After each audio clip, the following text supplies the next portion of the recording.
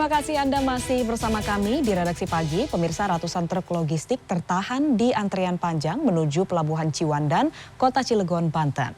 Sehari semalam tidak ada kejelasan berangkat, isi muatan seperti sayur, bawang dan cabai pun busuk dan rusak. Ya, sementara di Pasar Kebayoran Lama, Jakarta Selatan, harga daging sapi tembus hingga Rp160.000 per kilogram. Memasuki masa puncak arus mudik lebaran, sejak Rabu malam hingga Kamis siang, ratusan kendaraan truk logistik masih tertahan dalam antrean panjang menuju Pelabuhan Ciwandan, Kota Cilegon, Banten.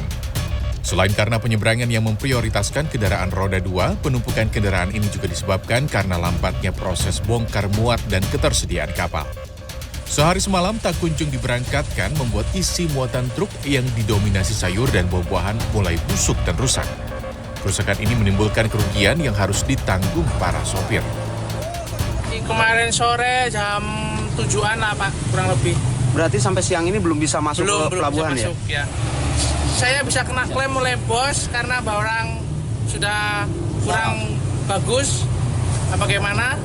Saya juga nggak tahu ini Pak, nasibnya mau kayak mana ini. Kalau lebaran di jalan nggak apa-apa lah Bang, muatan orangnya. Sayang kita kan bisa dipakai lagi gara-gara busuk.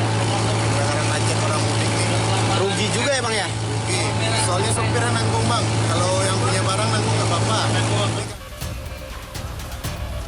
Sementara itu mendekati Hari Raya Idul Fitri, harga daging sapi lokal di Pasar Kebayoran Lama, Jakarta Selatan terus melejit dan tembus di harga Rp160.000 per kilonya pada Kamis sore.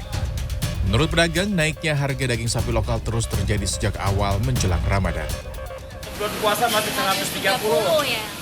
Naik terus 150 sampai 160 mentok. Daging sapi tapi yang lokal. Yang lokal? Ya. Kalau daging impor mungkin lebih murah. Tapi saya nggak daging impor. Meski mahal, daging sapi tetap diburu warga karena merupakan makanan favorit di Hari Raya. Warga berharap pemerintah mampu mengontrol harga kebutuhan pokok, mengingat sejumlah harga terus meningkat menjelang Hari Raya Idul Fitri. Tim Liputan CNN Indonesia. Kita beralih ke informasi selanjutnya. Pemirsa, tahukah Anda bahwa salah satu sudut kota di Bandung, Jawa Barat ini dikenal sebagai Kampung Ketupat. Lantaran sebagian besar warganya merupakan pembuat ketupat. Ya, dan momen lebaran seperti saat ini, pembuat ketupat mulai kebanjiran pesanan. Berikut informasinya dalam segmen Sudut Kota.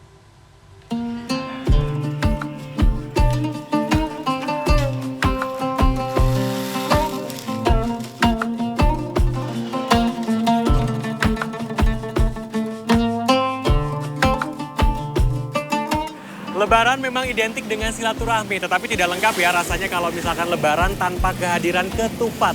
Dalam segmen Sudut Kota kali ini saya ajak Anda untuk melihat bagaimana proses pembuatan ketupat di Kampung Ketupat yang ada di Kota Bandung.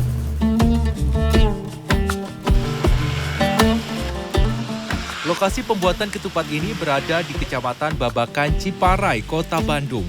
Sebagian besar warga yang berada di blok ini adalah pembuat ketupat, baik kulit ketupat maupun ketupat siap santap. Tak heran jika tempat ini disebut sebagai Kampung Ketupat atau dalam bahasa Sunda disebut Blok Kupat. Astri Sri Mulyani adalah salah satu pembuat ketupat di sini. Ia merupakan generasi ketiga pembuat ketupat di keluarganya yang sudah mulai membuat ketupat pada tahun 70-an.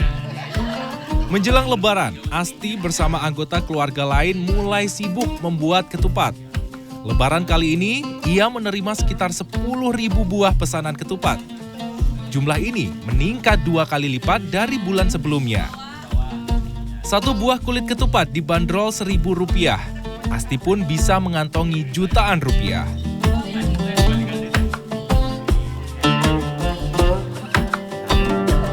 Banyak orderan, bisa nyampe 10.000.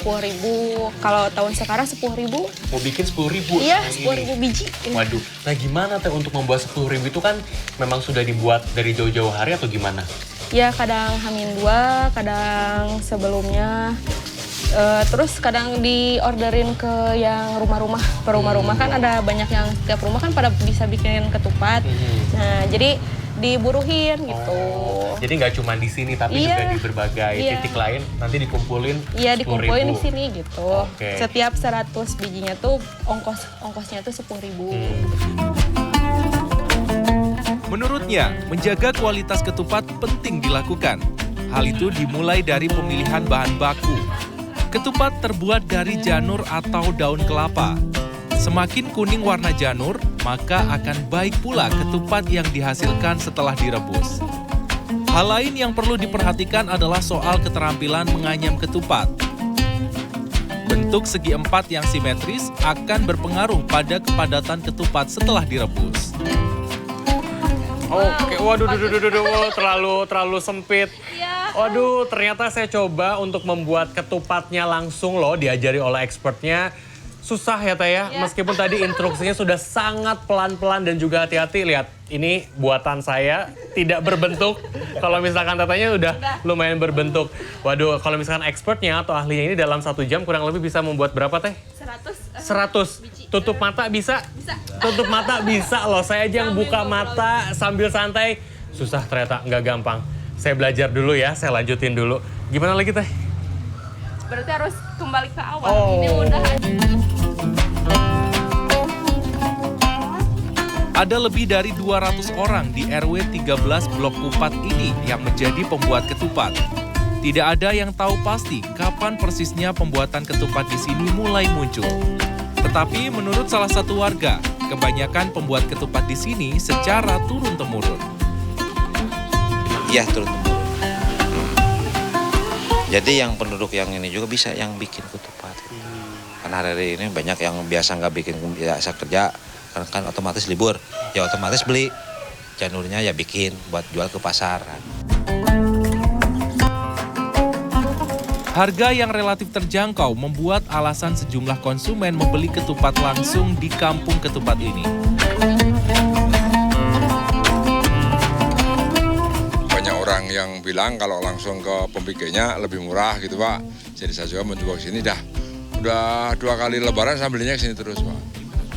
Kualitasnya bagus Pak, jadi pas masaknya itu pas. Kalau bikin sendiri juga memasak juga lama berjam-jam, kalau di sini kan tinggal ngangkat aja Pak. Menurut ahli gastronomi Universitas Pendidikan Indonesia Dewi Turgarini, ketupat sudah mulai muncul di Indonesia pada abad ke-15 ketika Kerajaan Demak eksis di Pulau Jawa.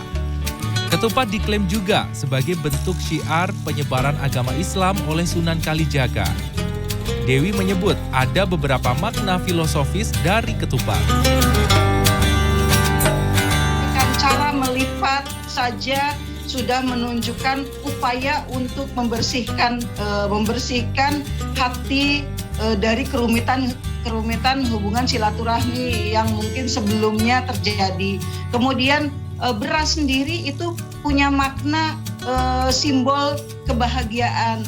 Kemudian juga bentuk segi 4 itu menunjukkan kesempurnaan. Ya. Saat Lebaran, biasanya ketupat dihidangkan dengan makanan lainnya, seperti opor ayam hingga kuah kuning. Tetapi sebetulnya ada olahan lain yang menggunakan ketupat. Salah satunya adalah kupat tahu. Ketupat yang dipadukan dengan tahu dan disiram bumbu kacang dan berbagai sayuran. Kiki Harjadi, Rizky Rahadian, Bandung, Jawa Barat.